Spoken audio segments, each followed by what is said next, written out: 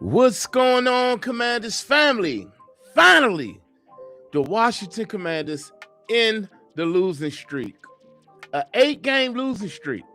We finally put an end of it into it today versus the New York Giants. Now, I did a stream the other day with my guy TP Way, and he could have sworn that the New York Giants were going to put belt to ass against my beloved Washington Commanders.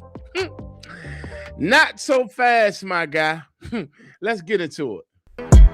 Welcome to Everything Commanders with your host, Dream Team Buddha.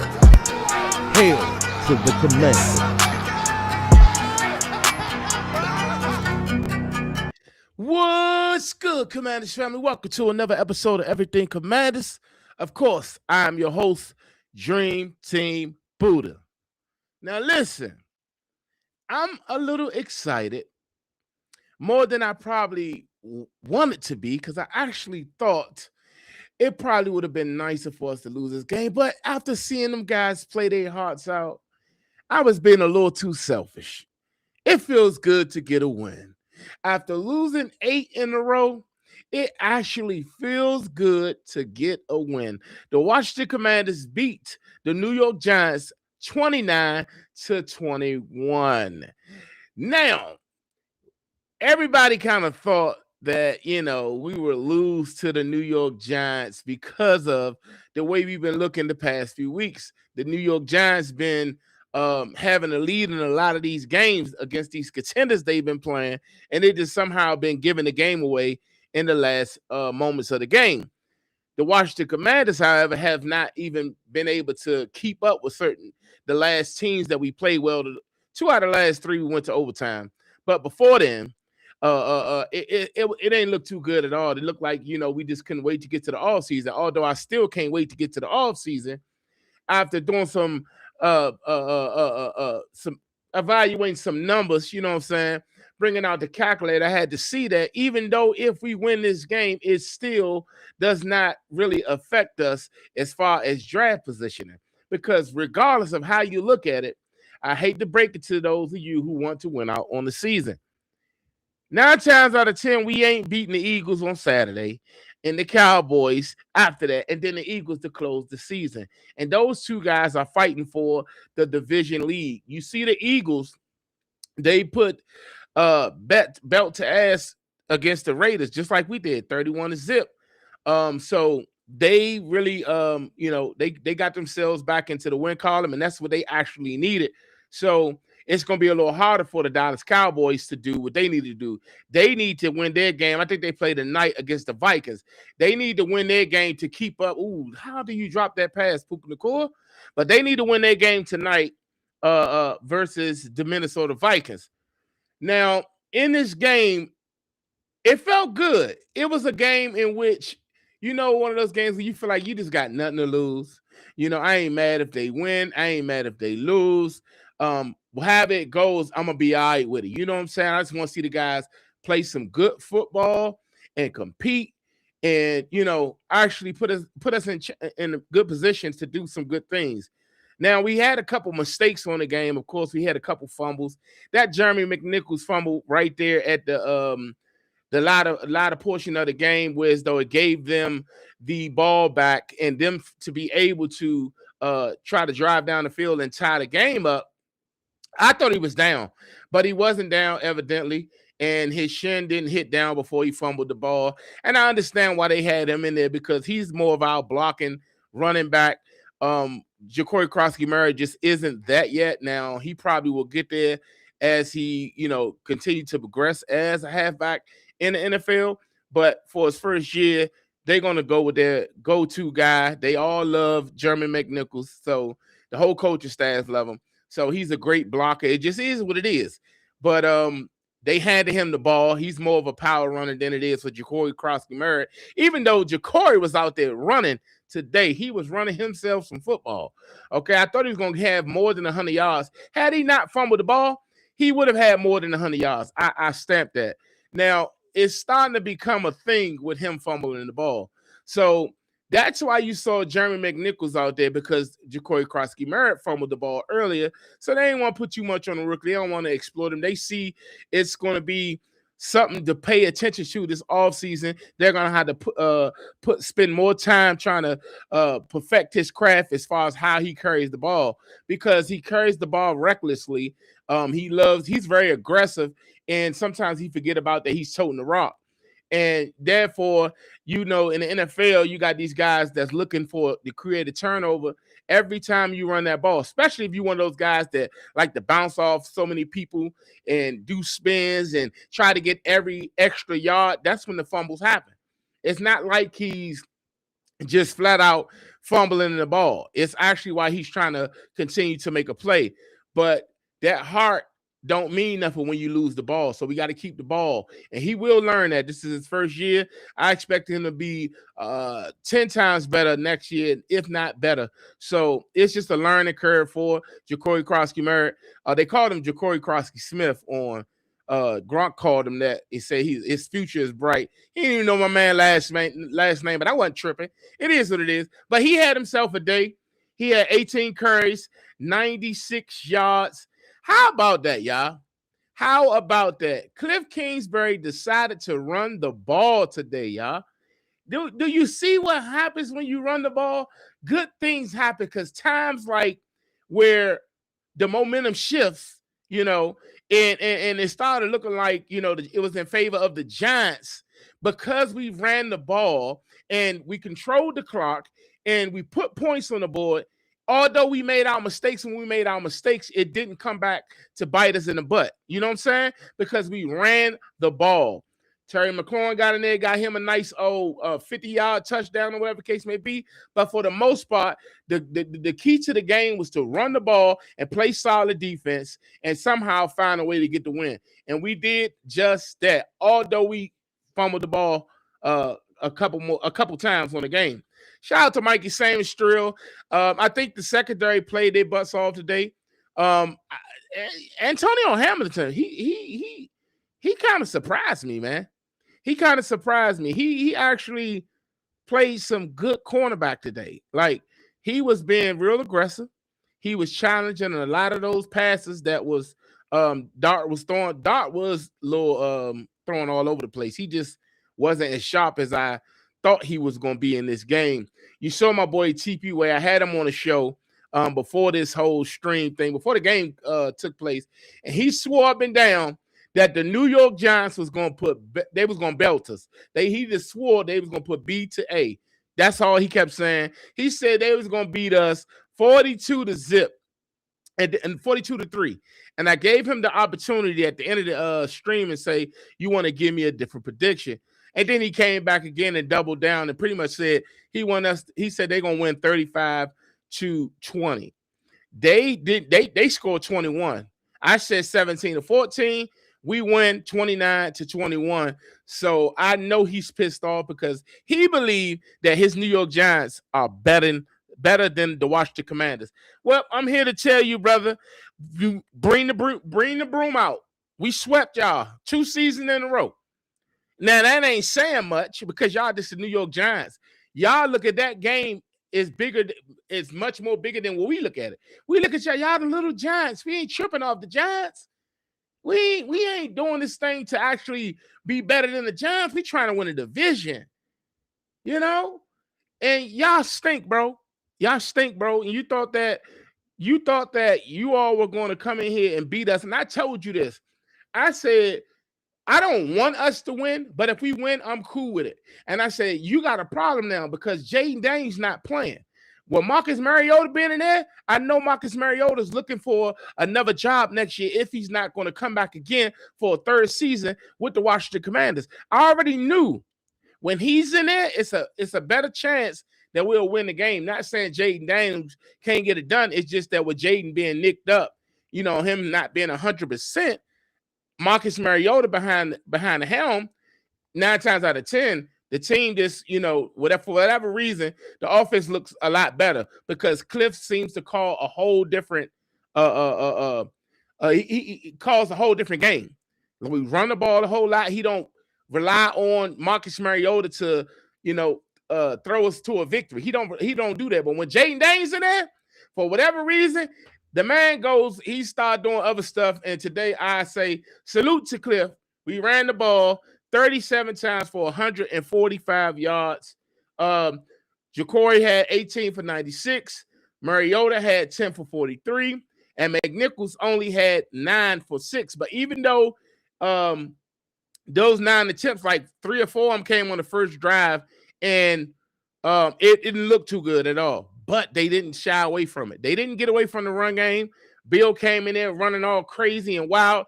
That one rush that he had for the touchdown looked so beautiful. It looked so beautiful. Just to know what Bill can do, it's like it's so exciting, and I can't wait to see what this kid could bring to this team in a long haul. So we shall see how that turns out. But TP Wade, this for you, bruh. We put belt to y'all ass. We beat y'all by 8 points. We ain't really put belt to y'all ass, but we won. So if you want to stream tomorrow, like I said, we can do that. But you need to show up, brother. You said y'all ain't never lost a game when you went to the game. And I'm sorry that you had to go to the game and witness us putting belt to y'all tail. Shout out to Jeremy Lane. Jalen Lane, he actually ran that punt return back. Hey, listen, the little young guy, he's coming along, man. He is coming along. And I like to see that from the young wide receiver. I know we was asking for a lot from him this year because, everybody going down. Speaking of which, this guy, Noah Brown, man, I'm sick of him. I've been sick of him. But how about you just go ahead and just pay him out of his contract? How do you get hurt again? After you've been out all these weeks, you hurt again. Like, come on, bro. Like, what are we doing? You catch one ball and you hurt. You might want to retire, brother. You might want to retire, brother. I don't even know what to tell you. Shout out to Ben Center. They weren't looking his way the whole game. That one catch he had for 36 yards. I think they could have been targeting him a little bit more throughout the game, but I don't think they chose to do so. Let's go, Kyron Williams. I don't think they chose to do so. So, like I said, man, overall, it was a good game. I ain't mad at all. We won. I was looking forward to see how we played, and I think we played pretty good. You can see that the guys really needed this win for a morale booster. Now I don't know what it's gonna mean for the rest of the season, but again, until they show me that they mean business, I'm predicting us to lose every game from here on out. We only got 3 left.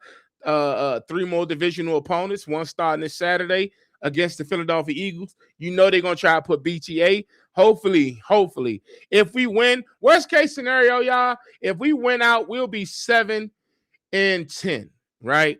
And that'll be ugly because you're sitting at 10th, 11th, whatever the case may be. So, but at the end of the day, we'll see how it unfolds. Let's just enjoy this season and let's ride this train until the season is over.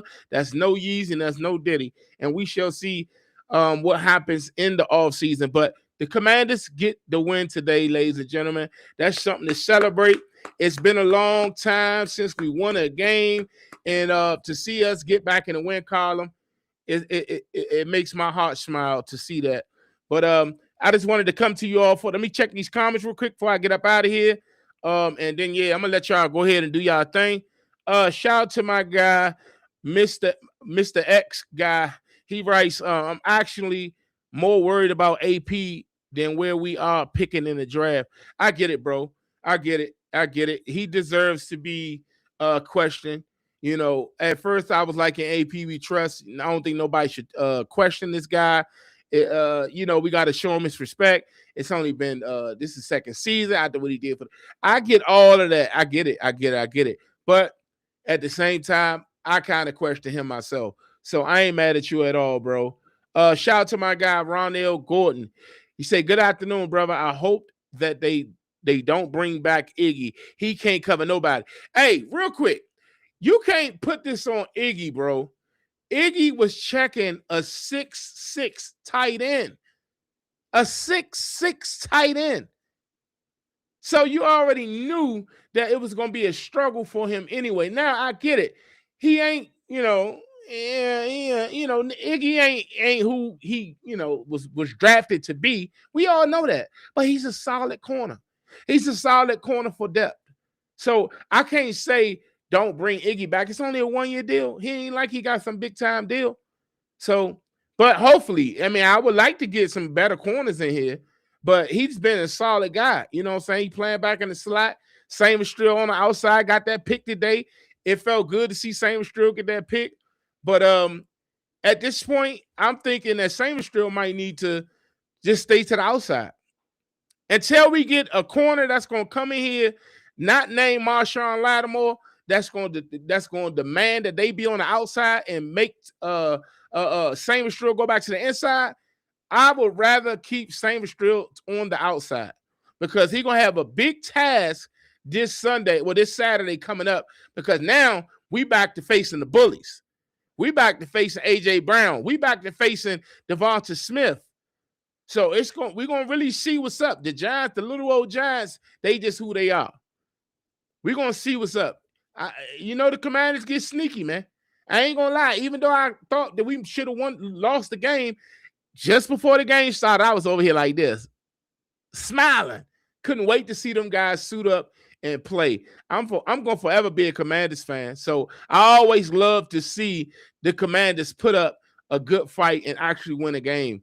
Like, we'll worry about the draft when that time comes. We'll worry about the offseason when that time get here. But right now, we just wanted the season to be over because we know they ain't the shot at the playoffs. But hell, we got to put something good on tape because we haven't done it all season long. So yeah, shout out to let me see. I got another comment. Shout out to what's that? Mosal, bro. Both the Noahs can go, and so can Wagner. He can't cover them. Wagner already gone, bro. Wagner already gone. Hopefully, we could bring him back on a linebackers coaching staff, or something like that if you want to come back and coach. But I don't know why. Why is Jahmyr Gibbs out the game? What's going on? I got my TV muted, so I don't know what's going on. I'm hoping that he ain't heard or none of that. But yeah, Bobby Wagner got cooked on that touchdown pass to Tyrone Tracy. But see, here's the thing. He played them well. You can't say that it was the Bijan Robinson situation where Bijan was going up the sideline and there was a whole lot of space to cover. He actually stuck with him. He just didn't make a play. But we can all agree that Bobby Wagner, his time here in Washington, after the season, your services are no longer needed, and we appreciate what you brought to this defense. They talked to Jordan McGee about him possibly getting the green dot, which is the person who called the plays on defense, and he was saying he's ready for the job. You know what I'm saying? So hopefully next year he's ready. Okay, J-Mo. Hopefully next year he's ready to step up and take on that role as the middle linebacker. But definitely, Noah Brown can get the hell up out of here. And Noah Iggy, if we get a better corner, I'm all for it. We probably should have traded him at the trade deadline when we had a chance. Also, he writes, Cliff can go too. With his predictable ass play calling. Hey, he did good today, bro. He did good. You ain't see too many wide receiver screens today. I'd be sick of seeing them Jones. Debo got to somehow find a way to catch the ball. He's starting to drop more passes than anything, man. He's starting to drop more passes than I would expect from Debo Samuel. Like it ain't looking good for him. And I know people talking about, Brandon Ayuk. It seems like this is a prime landing spot for him to come to Washington this offseason. Once they released him from the 49ers, because ain't nobody going to trade for this guy. He's going to get released, and they saying that this is a prime spot for him to come to Washington. I don't know if they're going to bring Debo back. Maybe it looked like a 49ers situation with Terry McLaurin, Debo Samuels, and what's his name? Brandon Ayuk. That might be a situation. But yeah, I am tired of both of them, bro. I am tired of both of them. But anyway, I'm going to go ahead. I got to cook dinner. I'm going to get back to these games, watch some of these games. Appreciate y'all for tuning in. But the Washington Commanders beat the New York Giants 29-21.